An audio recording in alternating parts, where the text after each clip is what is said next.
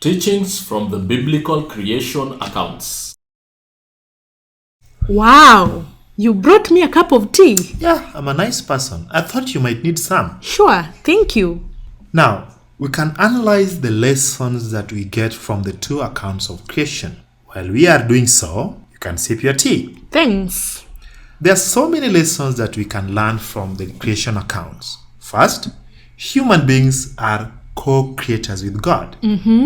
Now, read for me Genesis chapter 1, verse 26. In a moment. Okay. Then God said, "Let us make man in our own image, after our likeness, and let them have dominion over the fish of the sea, and over the birds of the air, and over the cattle, and over all the earth, and over every creeping thing that creeps upon the earth." Thank you. Now, this shows that mankind was given the mandate to subdue the earth. He is given authority over all the creatures. This means that human beings have been given the ability to be co-creators with God, transform the world for their own benefit. And so they build new machines every day, build houses, and so on in line with this. Yes, science and technology has enabled human beings to excel in fields such as medicine, farming, works of art, and so on.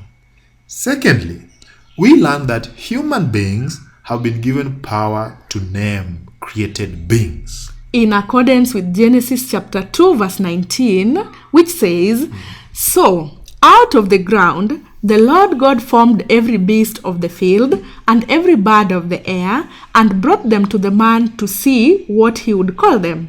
And whatever the man called every creature, that was its name." Thank you.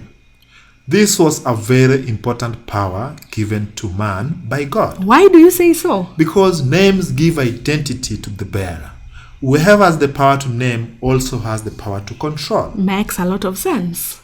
Moving on, we also learn that mankind is given responsibility. Yes, they are to take care of God's creation.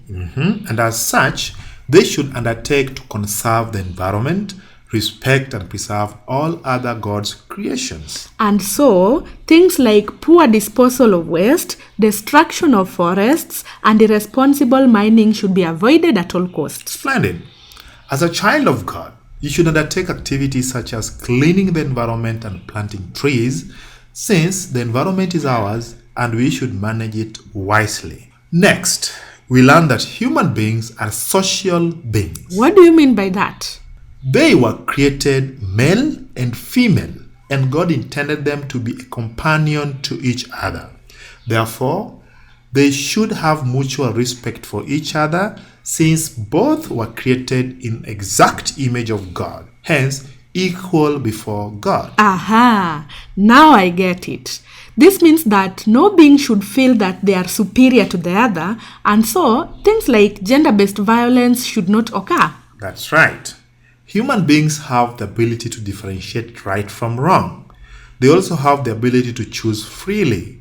The Bible describes woman as a helper to man, but this simply means that she is a companion and should not be interpreted to mean that she is inferior to man. Okay, Now read Genesis chapter 2 verse 15. sure.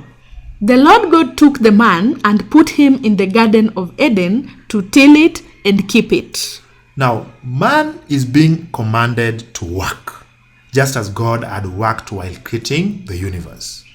They are expected to work so as to feed themselves and to change the world. Therefore, it is correct to say that work is ordained by God. I agree.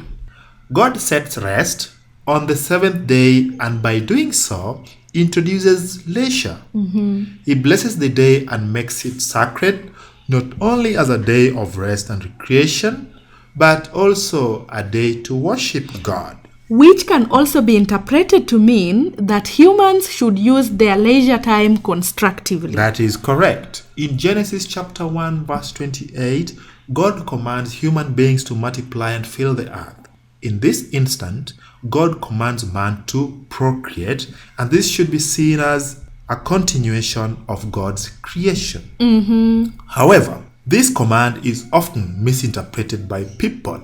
It should be done by mature adults in a marriage setting and should be done responsibly too. I think this also teaches us that marriage was ordained by God. That is right. He blessed it for procreation, companionship, survival, and continuity of the human race.